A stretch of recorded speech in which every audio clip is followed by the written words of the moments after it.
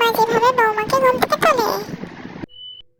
বৌমা, বলি ও বৌমা, সকাল তো অনেক হলো, ওই আলখাল্লাটাকে এবার ছেড়ে দয়া করে পরিষ্কার করে আমার হাতে হাতে কাজ করে দেবে। এসো, বাবু তো অফিস বেরোবে নাকি?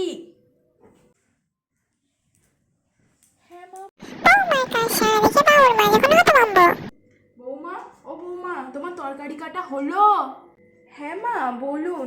আসলে আমার তো তরকারি কাটা হয়ে গিয়েছিল, তাই আপনি ফুল তুলছেন দেখে আমি আপনাকে আর ডাকিনি, আমি রান্নাটা কমপ্লিট করে নিয়েছি। আসলে অনেকটা বেলাও তো হয়ে গেছে, আপনার ছেলে তো অফিস যাবে। তো আমি স্নান করে না ঠাকুর ঘরে একবারও যাইনি, আমি একবার ঠাকুর ঘর থেকে আসছি। আপনার ছেলে স্নান থেকে বেরোলে আপনি একটু খাবারটা বেড়ে দেবেন না?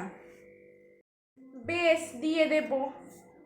রান্না করা হয়ে গেছে, দেখি তো রান্নাগুলো কেমন হয়েছে।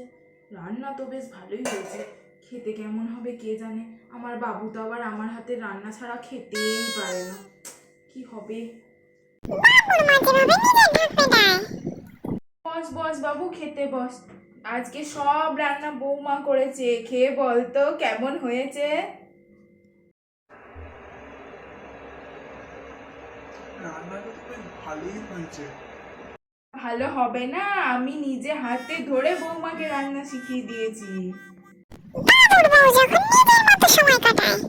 বৌমা, বলি ও বৌমা, তোমার কি কোনো কাণ্ডজ্ঞান নেই? এই অবেলায় দরজাটা ভেজিয়ে বসে আছো, তুমি জানো না এই অবেলাতে দরজা ভিজিয়ে বসে থাকতে নেই? আর আমার বাবু সবসময় ওরকম দরজা ভিজিয়ে বসে থাকা একদম পছন্দ করে না। আর সব সময় ফোনটা নিয়ে কি পড়ে আছো বলো তো? অত ফোন ঘাটাও আমার বাবু পছন্দ করে না। আমার বাবুর সঙ্গে থাকতে হলে না ওইসব বদ অভ্যাস বদলাতে হবে। বাবু বাবুর বউকে নিয়ে হঠাৎ বেরোনোর প্ল্যানিং করলে।